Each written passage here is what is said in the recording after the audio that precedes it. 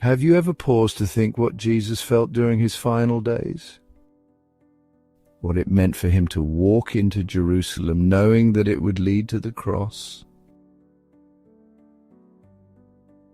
This is Holy Week, the most sacred time of the year for Catholics. In this video, we're going to walk through each day of Holy Week. Not just as a timeline of events, but as a journey of love, sacrifice, and eternal hope. We'll include personal reflections and concrete ways we can commemorate this solemn week. If this reflection moves you, I invite you to like this video, share it with someone, and subscribe for more Catholic contemplations. And in the comments, I'd love to hear how you and your family commemorate Holy Week. Let's begin. Palm Sunday begins with joy. The people of Jerusalem are waving palm branches, shouting, "Hosanna to the Son of David." Jesus rides into the city, not on a horse, but on a donkey, the mount of a servant king. This was not a political revolution. This was the beginning of a heavenly one. But Jesus knew that the same crowd crying Hosanna would soon cry crucify him, and still he came. He came because he loved them. He came because he loves us. Palm Sunday reminds us how easily we can shift from praise to protest, from devotion to denial. Do we welcome Jesus when he comes humbly, when he doesn't meet our expectations? How can we commemorate Palm Sunday? Attend Palm Sunday Mass. Hold the blessed palm in your hand. And as you hear the Gospel of the Passion, ask yourself, where am I in this story? On Monday, Jesus enters the temple, the sacred heart of Jewish worship, and finds it overrun with merchants and money changers. He turns over the tables. Coins clatter to the ground. "My Father's house," he says, "shall be a house of prayer, but you have made it a den of thieves." This is one of the rare moments we see Jesus angry, but it's a holy anger. It's not rage. It's the deep sorrow of a God whose people have lost their way. Worship has been corrupted. Hearts have grown cold. Holy Monday calls us to ask, what in our own hearts needs cleansing? What tables need turning over? What distractions, sins, or selfishness have crept into our sacred spaces?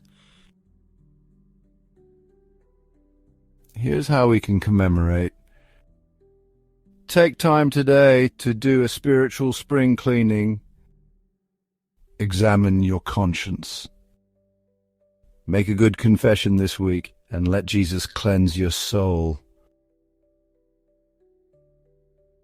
On Tuesday, Jesus returns to the temple. He teaches in parables. He confronts the religious leaders. He warns the people not to follow the blind guides of the world, but to listen for the voice of the shepherd. His words are not easy. They cut through hypocrisy. He sees past appearances and looks straight at the heart. Holy Tuesday asks us, do we really want the truth? Are we open to Jesus correcting us, or only comforting us? Sometimes he must confront before he can heal. Here's how we can commemorate. Read one of the parables Jesus spoke on this day, perhaps the parable of the tenants or the two sons. Let these readings sit with you. Let his word speak to the parts of your life that need it most.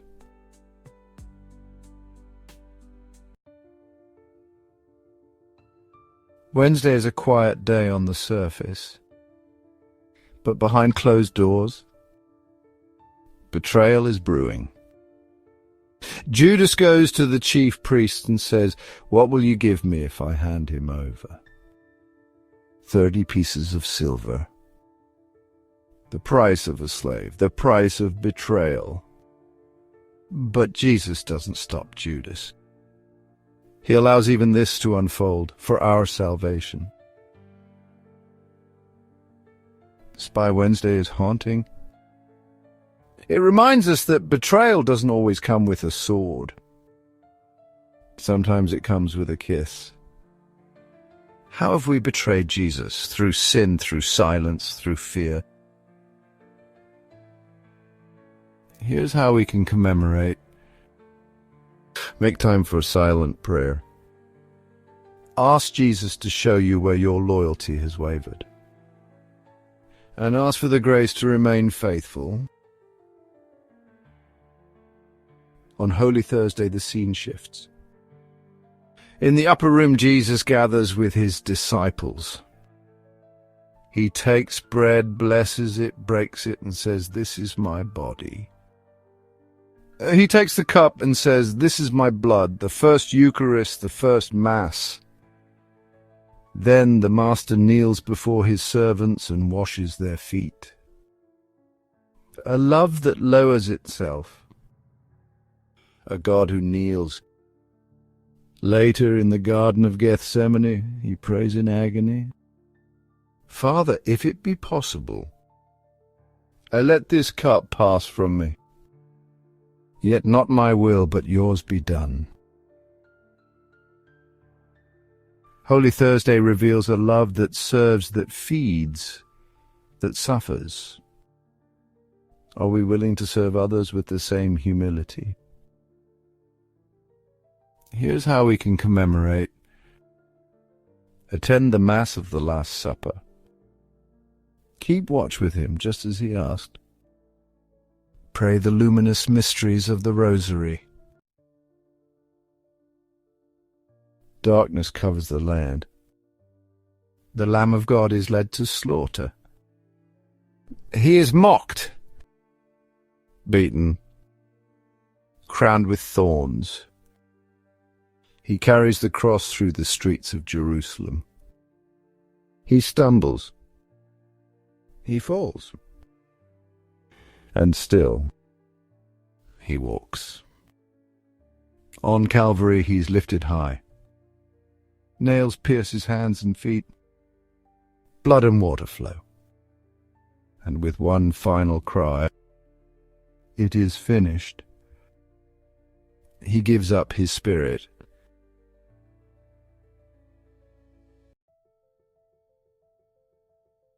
Good Friday is not about despair. It's about love, love that suffers for the sake of the beloved. Jesus didn't just die for the world. He died for you. He died for me.